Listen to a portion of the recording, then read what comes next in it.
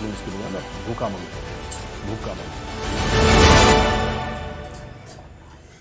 जय हिंद दोस्तों, मैं हूं मेजर गौरवारी और आप देख रहे हैं द चाणक्य डायलॉग्स। इस वीडियो को लाइक करिए, हमारे चैनल को सब्सक्राइब करिए और बेल आइकन दबाना बिल्कुल मत भूलिएगा।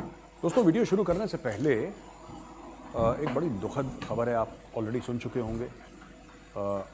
कल एक आर्मी की 3 गाड़ियों की कॉन्वॉय जा रही थी सिक्किम में, नॉर्थ सिक्किम साइड में, और वो गिर गई और हमारे 3 जेसीओ साहिबान और 13 अदर रैंक्स, टोटल 16 लोग वीर गति को प्राप्त हो गए, उनकी जानें चली गई।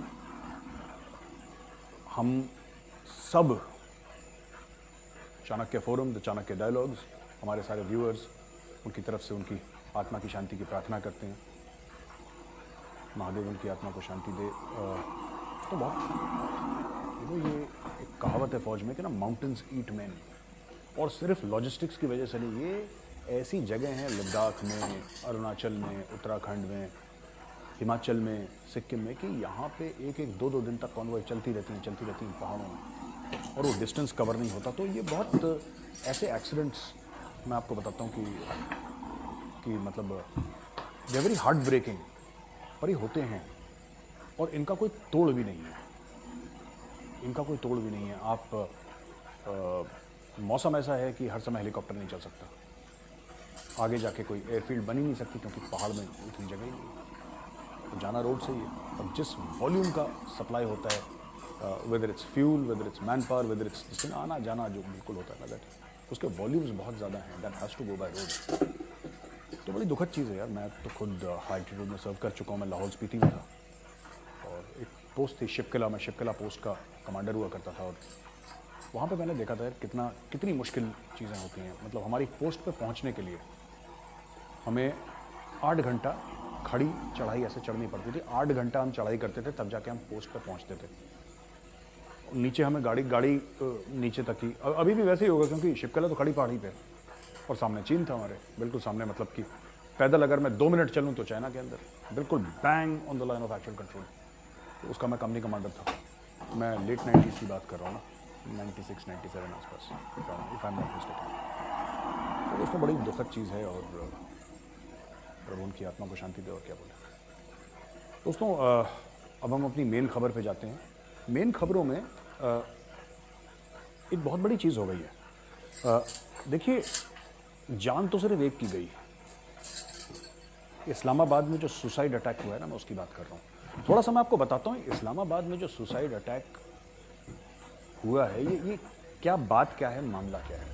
आपको पता है इस्लामाबाद तो कैपिटल है, राजधानी है पाकिस्तान की, लेकिन जो मरगला हिल्स हैं उसके बिल्कुल बेस पे इस्लामाबाद है सामने से, और वो मरगला हिल्स के एरिया तक, उसके कुछ एरिया तक ये जो पश्तून हैं, ग्रेटर पश्तूनिस्तान वाले हैं, अफगानिस्तान वाले हैं, अफगानिस्तान में पश्तून भी हैं, ताजिक भी हैं, उज़्बेक भी हैं, बलोच भी हैं, हज़ारा भी हैं, 10 किस्म की और कम्युनिटीज़ हैं। मैं उन सब की बात नहीं कर रहा, मैं सिर्फ एक बात कर रहा हूँ कि जो ग्रेटर अफगानिस्तान या ग्रेटर पश्तूनिस्तान की बात है ना, वो अटक मरगला हिल्स तक आ चुके हैं पहले भी। मतलब वो they have come as close as 25-30 kilometre from Islamabad. तो पिछले 10 साल से तो मौत चल रही थी वहाँ पे, सब शांति थी।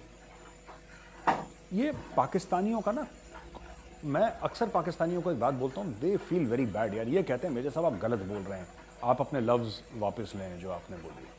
मैंने उनको बोला कि all your wounds are self inflicted.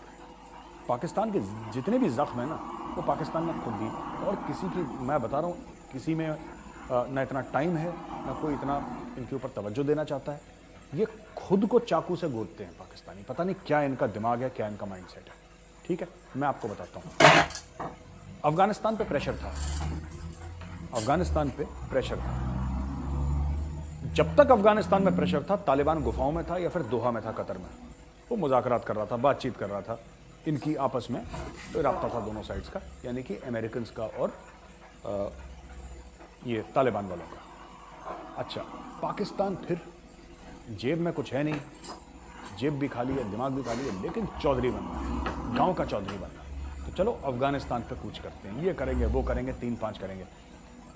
मैं बता रहा हूँ, इस्लामाबाद सेफ था। बीच में इनकी प्रॉब्लम ज़रूर हुई थी जब इन्होंने ये ज़रब अज़ब और रद्दुल फसाद और ये सब ऑपरेशंस करे थे और कामयाब ऑपरेशंस करे थे पाकिस्तानी फौज ने, ये मुझे मानना पड़ेगा, दे वर सक्सेसफुल ऑपरेशंस। लेकिन इन्होंने, देखिए बात ये है कि इमरान खान ना, इसको ये तालिबान खान ठीक कहते हैं। इन्होंने क्या बोला कि हम लोग जो तहरीक तालिबान पाकिस्तान वाले हैं उनको हम 100 थे, 125 थे, कितने थे मुझे याद नहीं, इनको छोड़ दो, एमनेस्टी है, कोई बात नहीं, छोड़ दो, ये हमारे भटके नौजवान हैं, ये छोड़ दिया। बोला कि जी ये डीरेडिकलाइज हो चुके हैं, इनको हमने डीरेडिकलाइजेशन कर दिया, अब ये आम शहरी बनने के लिए, आम शहरी है ही नहीं यार, वो आम शहरी है ही नहीं, वो गुरिल्ला फाइटर्स हैं, वो टेररिस्ट हैं। I am not using both these terms interchangeably, they are essentially guerrilla fighters who engage in terrorism. मुझे ये बात बोलनी चाहिए क्लियरली। कहीं आप बोलेंगे नहीं मेजर साहब आपने तो बोला था कि टेररिस्ट और गुरिल्ला फाइटर एक ही होता है, that's not true, that's not true. But guerrilla एक किस्म का वॉर है, एक किस्म की टैक्टिक्स है जिसमें ज़मीन का इस्तेमाल होता है, लोकल पॉपुलेशन का इस्तेमाल होता है, और यही तहरीक तालिबान पाकिस्तान कर रहा है। ये लोकल पश्तून है, तो देवबंदी है ये देवबंदी पश्तून है। देवबंद है कहाँ पे? देवबंद है सहारनपुर, उत्तर प्रदेश में।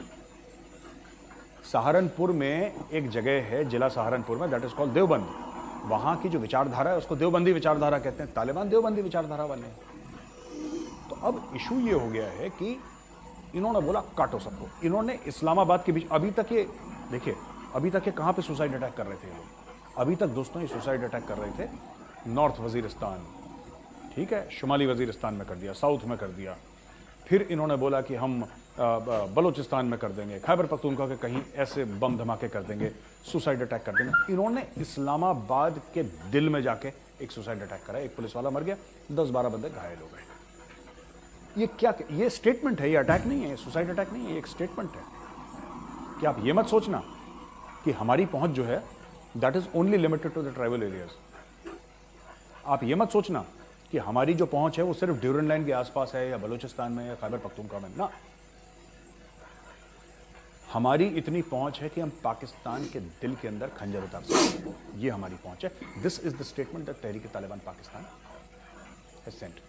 अनफॉर्चुनेटली मैं आपको बताता हूं, अनफॉर्चुनेटली पाकिस्तान में इसके अपोलॉजिस्ट्स बहुत हैं, जो तरफदारी करेंगे तहरीक तालिबान पाकिस्तान की, बहुत हैं। और तहरीक तालिबान पाकिस्तान क्या कहता है? ये पाकिस्तानी को कहता है तुम तो मुसलमान हो ही नहीं, इस्लाम तुम्हें हम सिखाएंगे। तुम्हें बहुत इस्लाम का उबाल आ रहा है तुम्हारे दिल में, पाकिस्तानियों को कहते हैं कि बड़ा इस्लाम का उबाल आ रहा है, बेटा इस्लाम तो हम सिखाएंगे तुम्हें, असली इस्लाम क्या होता है, अपने किस्म का इस्लाम सिखाएंगे।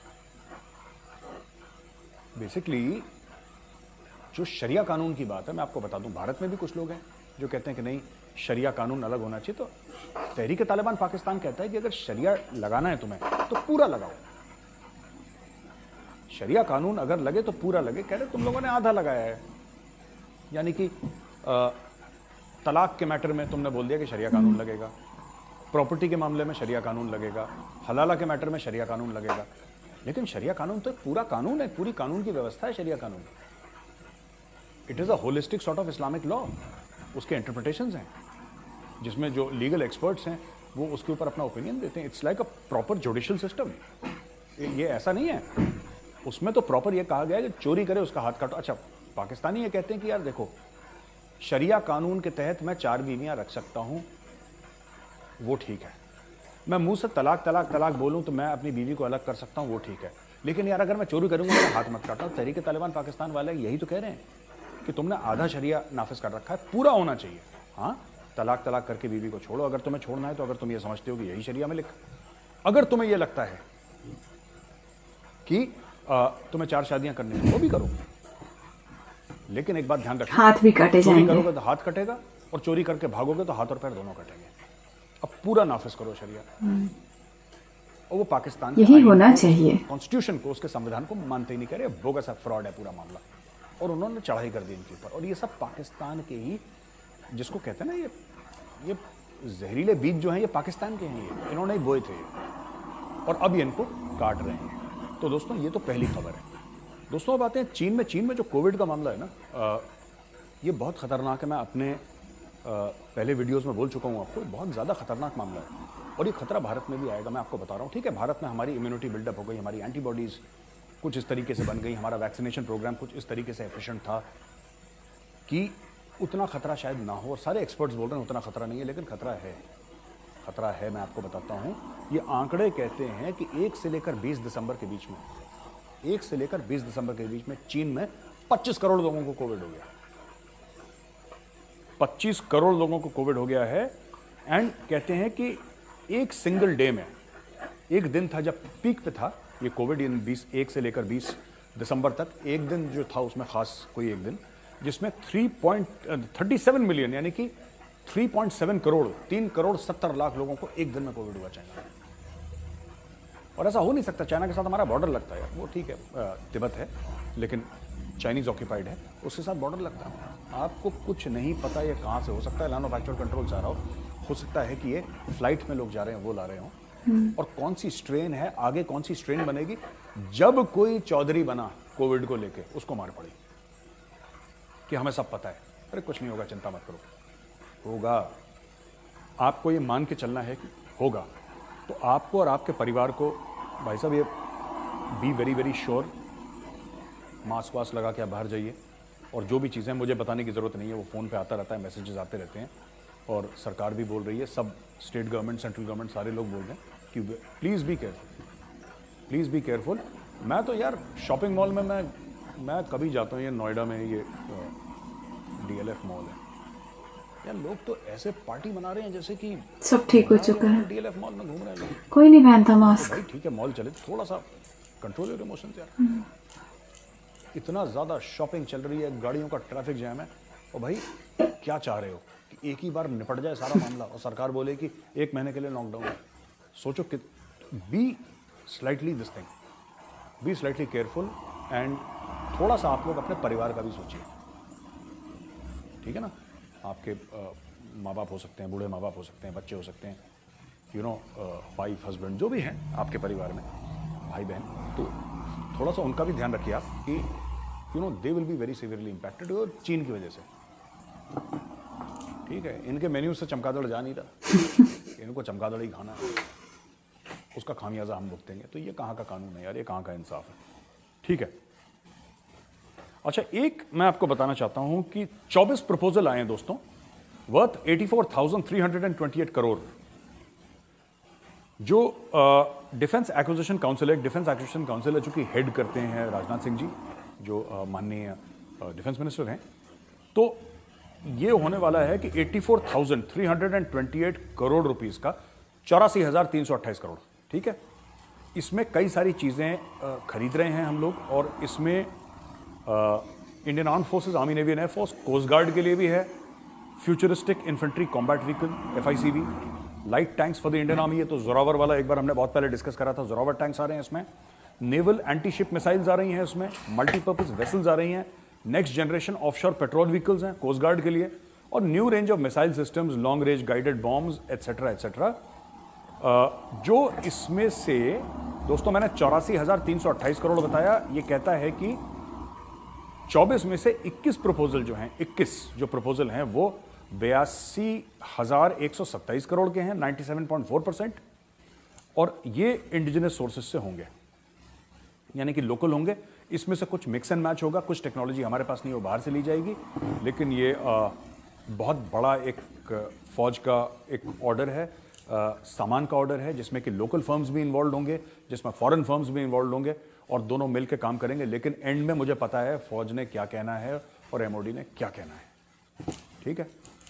ये कहेंगे कि हम तुम्हें इतने अरब डॉलर का कॉन्ट्रैक्ट दे रहे हैं, किसी भी विदेशी फर्म को ये लोग बोलेंगे, ये मैं इनको मैं बैठ चुका हूँ मीटिंग्स में, इन्होंने यही बोलना है कि तुम भारत में बनाओ इसको, और वो फिर विदेशी, क्योंकि पैसा इतना मोटा मिल रहा है तो विदेशी कंपनियां फिर ट्रांसफर ऑफ टेक्नोलॉजी करेंगी और वो भारत में बनेगा, और लेटेस्ट वेपन सिस्टम्स इंडिया में बनेंगे। यही होने वाला है, ये खुद कुछ इनको बनाना है और खुद बाहर से टेक्नोलॉजी लेकर आएंगे, लेकिन बनेगा इंडिया। जो इमरजेंसी की चीज़ है वो बाहर से डायरेक्ट इंपोर्ट हो सकती हैं, राइट। अच्छा, एक और बड़ी इंपॉर्टेंट चीज़ है कि इंडियन एयरफोर्स के जो एयर चीफ मार्शल हैं, air chief marshal VR Chaudhari, इन्होंने एक सुब्रतो मुखर्जी सेमिनार, 19 सुब्रतो मुखर्जी सेमिनार में ये बोला है कि क्रिटिकल डेफिशिएंसीज हैं यार इंडियन एयरफोर्स में, इंडियन एयरफोर्स में क्रिटिकल डेफिशिएंसीज हैं दोस्तों। और जो फाइटर स्क्वाड्रन्स हैं इंडियन एयरफोर्स की, इनका ये कहना, और ये नंबर बहुत बोला जा चुका है, इसमें सिर्फ फाइटर स्क्वाड्रन्स की बात नहीं, इसमें एवैक्स की भी बात है, airborne warning and control systems, जो दूर से बता देते हैं 100, 200, 300, 400, 500 किलोमीटर से कि जब दुश्मन का कोई एयरक्राफ्ट टेक ऑफ करता है, यानी कि चीन के अंदर कोई एयरक्राफ्ट टेक ऑफ करे इनको भारत में पता लग जाएगा, पाकिस्तान के अंदर कोई एयरक्राफ्ट टेक ऑफ करे इनको इंडिया में बैठे बैठे पता लग जाएगा कि वहाँ से एक एयरक्राफ्ट टेक ऑफ कर गया। तो एवैक्स है ये, इसके ऊपर स्टेट ऑफ द आर्ट गैजेटरी है, कंप्यूटर्स होते हैं, रडार्स होते हैं। तो ये एक फ्लोटिंग शिप, एक हवाई जहाज है जो कि हवा में रहता है और हवा से मॉनिटर करता है। एक तो वो चाहिए। जो हमारी फाइटर स्क्वाड्रन स्ट्रेंथ है वो कम से कम 42 होनी चाहिए, कम से कम 42, 42 की हमें स्क्वाड्रन स्ट्रेंथ चाहिए। लेकिन अनफॉर्चुनेटली क्या है, अभी सिर्फ 30 है हमारे पास, पहले 28 थी, अब 2 राफेल की पूरी हो गई, 30 हो गई। अभी हमें और एयरक्राफ्ट चाहिए, तो उसमें और डील्स हैं, जो वो 126 फाइटर एयरक्राफ्ट के हैं वो डील्स हैं, और भी चीज़ें हैं, वो हमें बहुत ज़रूरी करनी है। मैंने तो एक सीनियर एयरफोर्स ऑफिसर से ये भी सुना कि ये जो 42 है बहुत पुराना फिगर है, हमें कम से कम वी नीड अराउंड 55 स्क्वाड्रन्स। तो उन्होंने ये बात मुझसे बोली। अब मुझे नहीं पता कि उन्होंने किस लॉजिक पे बोला, और मुझे इसके बारे में नॉलेज भी नहीं है, तो मैं ज़्यादा इसमें जाऊंगा नहीं, because I don't know the background उन्होंने क्या सोच के बोला होगा। But he clearly mention that we need far more squadrons in the Indian air force. ये 42 is not sufficient, because if you are planning ahead, अगर आप 10-15 साल के बाद की देख रहे हैं तो आपको आज से प्लानिंग करनी पड़ेगी। ये उन्होंने मेरी बात हुई थी करीब 5-6 महीने पहले, तब उन्होंने मुझे ये बात बताई थी। अच्छा दोस्तों, एक तो ये स्टोरी हो गई पूरी कंप्लीट। अब इसके बाद हम एक और बड़ी इंपॉर्टेंट चीज़ पे आते हैं यार, कि कोविड के बारे में जो हमने बात करी थी ना, ये 27 तारीख को मॉक ड्रिल हो रही है, इंडियन गवर्नमेंट मॉक ड्रिल करवा रही है कोविड की। तो सारे अस्पताल जितना भी सिस्टम्स हैं वापस उनमें चाबी भरी जाएगी, ऑक्सीजन कहाँ पे है, ये सब, ये पूरा तामझाम जज करा जाएगा। आखिरी चीज़ मैं जो आपको बताना चाहता हूँ, फिलीपींस एक और मुल्क है जो चाइना से परेशान था, राइट। अब उसने क्या करा है कि उसने ये बोला है कि चाइनीज़ जो हैं फिलीपींस के एरिया में घुसने की कोशिश कर रहे हैं, राइट। ये मीडिया ने रिपोर्ट करा था कि एक स्प्रैटली आइलैंड्स हैं ये साउथ चाइना सी में, जहां पे ये इनक्रोच करने की चाइना कोशिश कर रहे हैं, उनको क्लेम करता है फिलीपींस, क्योंकि फिलीपींस कहता है वेस्ट फिलीपींस सी में है ये स्प्रैटली आइलैंड्स, और वहां पे उसका नाम भी वेस्ट फिलीपींस सी है, फिलीपीन का ही सी है, लेकिन चाइना एज यूजुअल गुंडागर्दी करके वहां पे कर रहा है। तो इन्होंने बोला है कि अपनी थ्रेट लेवल अप करो और अपनी मिलिट्री को तगड़ा करो। दोस्तों बेसिकली हो क्या रहा है मैं आपको बताता हूं। चाहे जापान हो, चाहे ऑस्ट्रेलिया हो, चाहे इंडिया हो, चाहे फिलीपींस हो, चाहे और 10 किस्म के, ये सब चाइना से परेशान है। चाइना की नज़र सबकी ज़मीन पे है। मैं इसकी भी ज़मीन हड़प लूँ, इसकी भी ज़मीन, भूखा मुल्क है, भूखा मुल्क है, and they are not honest people. तो क्या है कि अब सारे देश एक साथ मिल रहे हैं और कह रहे हैं यार चाइना को ना, एक फौज में हम लोग कंबल परेड कहते हैं ना, कि चाइना की यार कंबल परेड करनी है। अब चाइना को ठोकना ज़रूरी है, क्योंकि ऐसे ये प्यार से मानेगा नहीं, ये मार से मानेगा, ठीक है। तो फिलीपींस ने भी बोला कि हम भी बिल्कुल अब तैयार हो जाते हैं, हमारे पास भी पैसे हैं, हम भी नए नए हथियार। मैं सिर्फ ये कह रहा हूँ कि ये पूरे चाइना की वजह से डिफेंस स्पेंडिंग जो है इस पूरे एरिया की बढ़ गई है, पूरे एरिया की बढ़ गई। जापान ने अपना बजट बढ़ा लिया, इंडिया ने बढ़ा लिया, ऑस्ट्रेलिया ने बढ़ा लिया, फिलीपींस ने बढ़ा लिया, ताइवान ने अपना बढ़ा लिया। ताइवान को डायरेक्ट थ्रेट है यार, ताइवान ने अपना बढ़ा लिया। सब लोगों ने अपना डिफेंस एक्सपेंडिचर बढ़ा लिया, और सब के सब चाइना से कोई हथियार नहीं दे रहा, सब बाहर से हथियार ले रहा, सबके सबका एक ही टारगेट, चाइना, एक ही टारगेट है, किस तरीके से चाइना का बैंड बजाना है। तो दोस्तों वीडियो देखने के लिए बहुत बहुत धन्यवाद। इस वीडियो को लाइक करिए, हमारे चैनल को सब्सक्राइब करिए, बेल आइकन दबाना बिल्कुल मत भूलिएगा। मैं बहुत जल्दी आऊंगा एक नया वीडियो लेके। जय हिंद, वंदे मातरम। तो ये बहुत अच्छी बात है कि भारत ज्यादातर वेपन्स स्वयं बना रहा है। देखिए, जब आप तरक्की करते हैं तो आपके दुश्मन बढ़ जाते हैं, और ऐसे में ये बहुत आवश्यक हो जाता है कि आपके पास अपने खुद के हथियार हों। आप किसी पर भी रिलाय नहीं कर सकते। कोई भी देश हो, कोई भी कितना भी आपका मैत्री का संबंध बनाकर रखे, क्या वो आपका मित्र है, ये आप तब तक नहीं कह सकते जब तक कि उसने आपको धोखा ना दे दिया हो। इसीलिए मुझे लगता है भारत सरकार का ये कदम काफी सराहनीय है, और हमने देखा है मोदी जी हमेशा आत्मनिर्भरता की ओर अग्रसर रहते हैं, जो कि बहुत ही अच्छा कदम है हमारे देश को एक सही डायरेक्शन में लेकर जाने का। बात आती है चाइना की, और चाइना में जिस तरह कोविड फिर से स्प्रेड हो रहा है हम सब देख रहे हैं। लेकिन दूसरी बात वहीं आप देखिए, भारत में भारत जोड़ो यात्रा पे वो राहुल गांधी अभी भी निकला हुआ है, और वो मानने को तैयार नहीं है। वो basically he is trying to become the next Tablighi, ताकि पहले कोविड फैले, लोग परेशान हो, लोग मरें और फिर ये पॉलिटिक्स कर पाए। ऐसे में हम सबको थोड़ा समझदारी बरतनी पड़ेगी, हम सबको ऐसे तत्वों से दूर रहना पड़ेगा और अपना ध्यान हमें स्वयं रखना है। ऐसे तत्व, ऐसे अराजक तत्व तो हमेशा हमारे समाज में चाहते हैं कि हमारा नुकसान हो। ये लाशों पर राजनीति करने वाले लोग हैं, इनसे हमें स्वयं ही बचना पड़ेगा। और आप सब भी मास्क लगाएं, सैनिटाइजर का इस्तेमाल करें, पूरी सतर्कता बरतें ताकि ये कोविड वापस से भारत में दोबारा ना फैलने पाए। हमें थर्ड वेव नहीं चाहिए। जय श्री राम, वंदे मातरम।